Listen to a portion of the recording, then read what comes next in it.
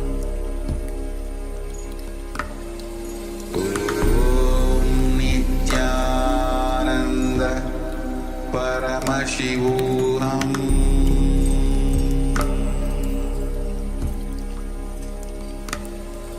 Om Nithyananda Paramashivoham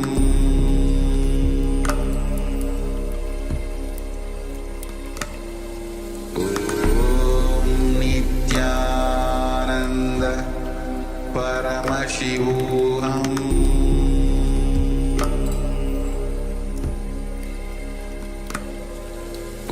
Om Nithyananda Paramashivoham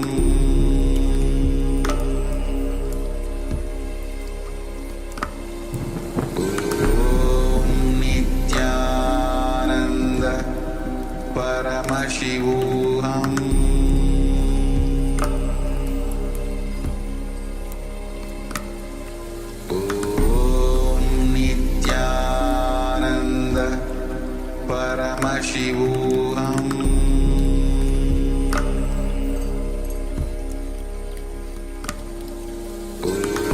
Om Nithyananda Paramashivoham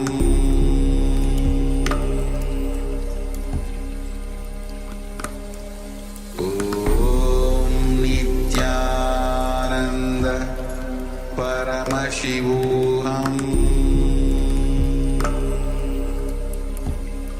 Paramashivoham Om Nithyananda Paramashivoham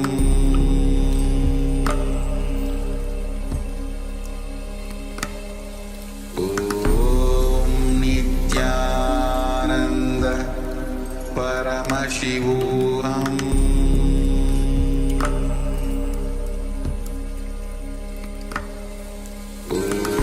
Om Nithyananda Paramashivoham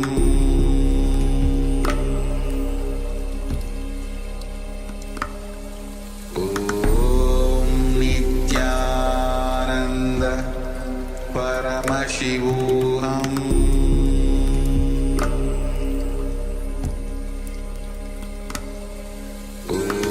Om Nithyananda Paramashivoham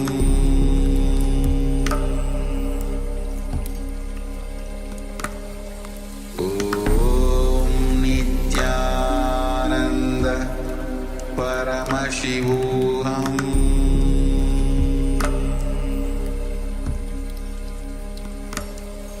Om Nithyananda Paramashivoham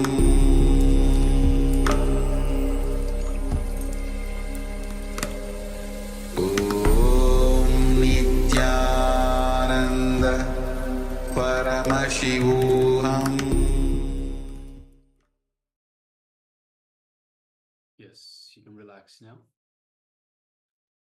Slowly, very slowly, remove your eye bands and gently let the light come back into your eyes.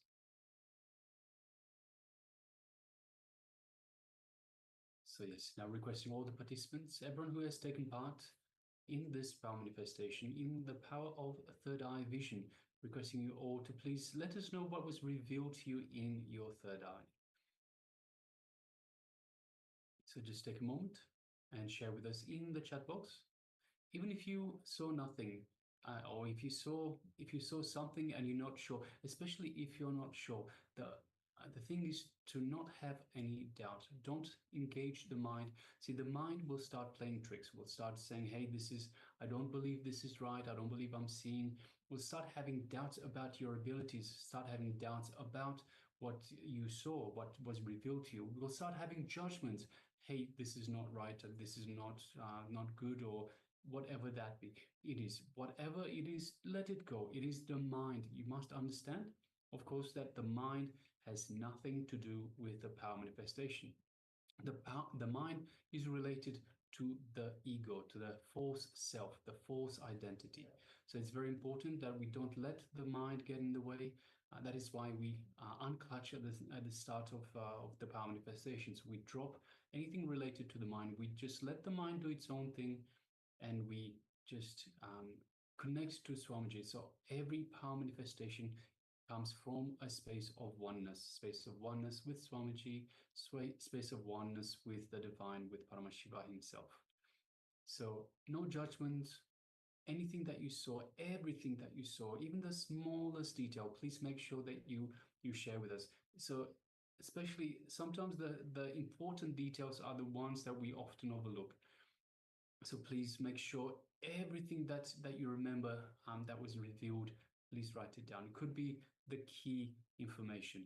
So please take a moment and share with us in the chat box, what was it that was revealed to you in your third eye? And sometimes the third eye also puts more emphasis on certain aspects of what is actually projected than what immediately meets the physical eye. So you look at a picture, and in the background, there might be a person holding their smartphone, for example, and you would see that smartphone, and you would only see that smartphone. So it is not that third eye reveals what we see with the two eyes. It reveals any information, and to a depth which is not accessible with the two eyes. So, for example, when in Bhagavad Gita, Sanjaya is sharing the happenings of the Mahabharata war, he's giving the insights even into the emotional state of the people on the battlefield. So not only he's looking far into the distance, but it is truth. What is being revealed to him is truth as it's happening, not how it is perceived through the physical senses. So unclutched from the idea that what you see has to be the image which is on screen. So I want to see exactly the image, how it is there. No. Third eye will reveal much more than that. And sometimes things which are not directly visible with the two eyes. So we got some sharings from our Zoom room participants. Yes, we have Mahasuda Madan that shares ancient temple complex and inscription texts. Yes, thank you very much for sharing, Ma.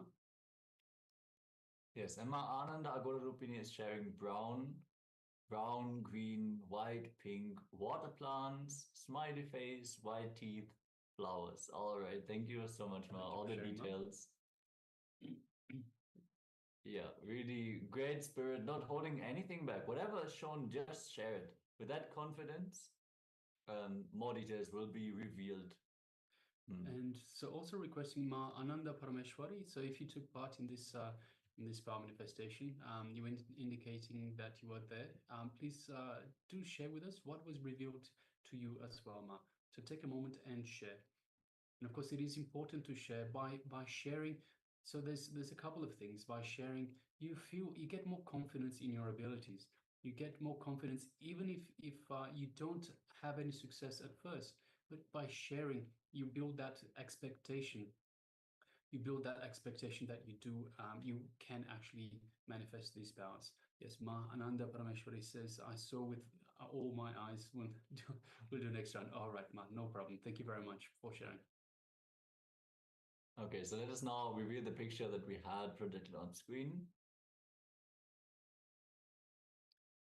Yes, you can see a couple of hands, and they are beautifully painted with henna and other inks.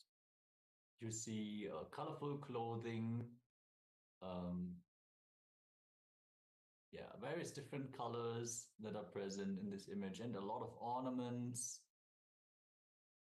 Yeah, so there's nail paint and red also, long fingernails. There's various other colors. So we can see yellow. So in the clothing themselves, we can see yellow, blue, red. We can see black patterns as well in the clothing. Obviously, the black patterns on the hands themselves, which look very flowery, very, very beautiful. And a little bit of gray, blue. So there's quite a few different colors that are displaying, that are being shown on the image itself. Some jewelry also. Yes. Yeah, beautiful. So even though it's not an ancient temple, complex inscription. It is those are definitely very complex patterns which are on those hands. Even though there might not be text, absolutely. So brown, Green, white, water plants. Okay, thank you so much. Let us. What do you think? Should we have a second round of power manifestation so Ma Ananda Parameshwari can join us also? Let's do so. Let's so get ready. Yes, so Ma Ananda Parameshwari, you have a chance to take part in this second round. Let's have a second round. And also, we'd like to welcome a new participant that has just joined us, Ma Yvette Chow. Nithyananda Ma, welcome. Nithyananda. Ma, we're just about to enter into the second round of the power manifestation. So this is the power manifestation of the third eye vision. Yes, thank you, Ma. Ma Ananda Parameshwari says she's ready. Yes, thank you very much, Ma. All right, so let us now get ready. Sit comfortably with the head, neck, and spine in a straight line. We will be manifesting the power of third eye vision. So requesting everyone to please put on your eye bands, or if you haven't got an eye band, any piece of cloth that is opaque in nature will do. Anything that is such that you cannot see through this cloth, or that light doesn't come into your eyes and play tricks on you. So requesting all participants, put on the eye bands or a piece of cloth, and let us get ready for this round of power manifestation. Let us sit comfortably with the head, neck, and spine in a straight line. And this is to facilitate the flow of the Kundalini energy through our body. And let us just take one long, deep breath. Let us just follow me, breathing in and breathing out. Just one long, deep breath. And let us bring our awareness to our inner space, which is just below the heart center. Our inner space, or the Ananda Gandha. Let us visualize Swamiji in our inner space. So just welcome Swamiji in your inner space. And feel the energy that is radiating from Swamiji, from your inner space. Feel this energy, this super conscious energy, just vibrating throughout your entire body. And just feel this energy throughout your entire body. Feel the love and compassion that is radiating from Swamiji, from your inner space. Just enjoy that feeling for a moment. And feel the space of oneness. Feel in oneness with Swamiji. Just know that you are in oneness with Swamiji. Swamiji is in your inner space. You've invited Swamiji in your inner space. He's available for you in your inner space. Now let us just move our attention just gently to the third eye. So don't strain, don't concentrate, just the way you would look at a flower. Just lightly gaze into your third eye. And now through your third eye, let us look into Swamiji's third eye. So from your third eye into Swamiji's third eye. As you do so, you will start feeling a connection, an energetic connection from Swamiji's third eye into your third eye. As your third eye, your Ajna chakra is being energized and awakened by Swamiji's third eye. Just take a moment and enjoy this feeling. Just feel that energy in your third eye, in your Ajna chakra.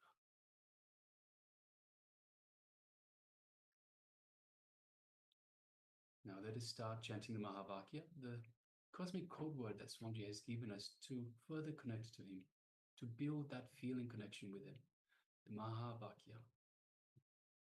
Om Nithyananda Paramashivoham. Om Nithyananda Paramashivoham. Om Nithyananda Paramashivoham. Yes, continue chanting this Mahavakya, and from the powerful cognition that you are Paramashiva, anything is possible for you. This power manifestation is available for you. It is attainable by you. Let us Now,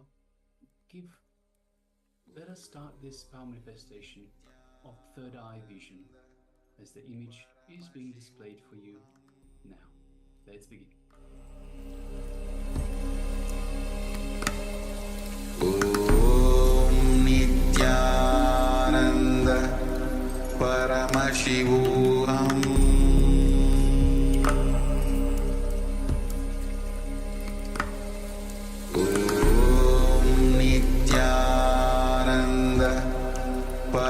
Paramashivoham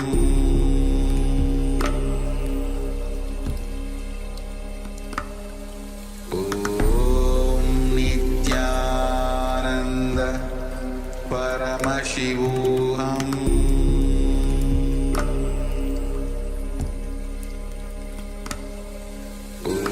Om Nithyananda Paramashivoham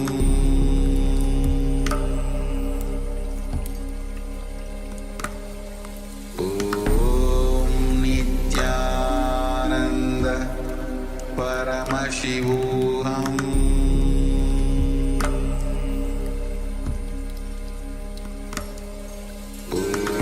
Om Nithyananda Paramashivoham Om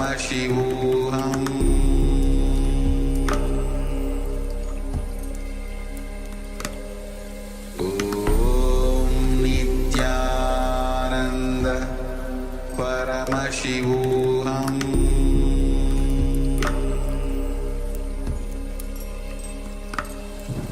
Om Nithyananda Paramashivoham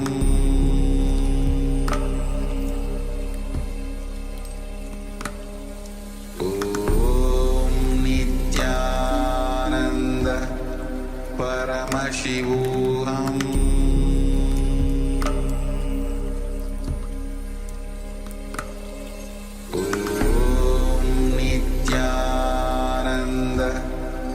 Paramashivoham Om Nithyananda Paramashivoham Om Nithyananda Paramashivoham Paramashivoham Om Nithyananda Paramashivoham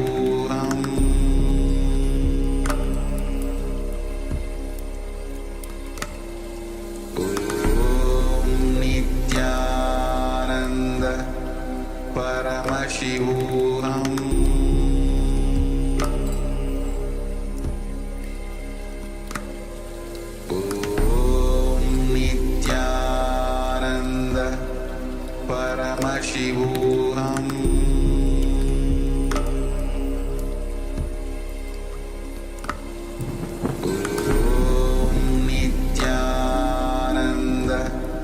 Paramashivoham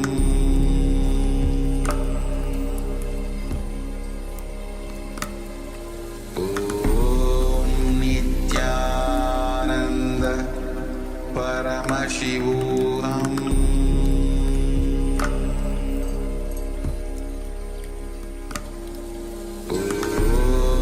Nithyananda Paramashivoham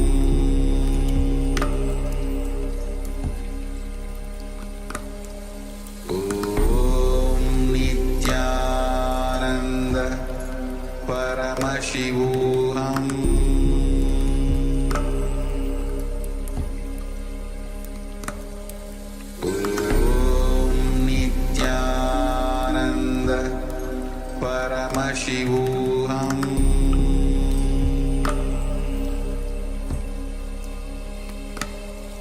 Om Nithyananda Paramashivoham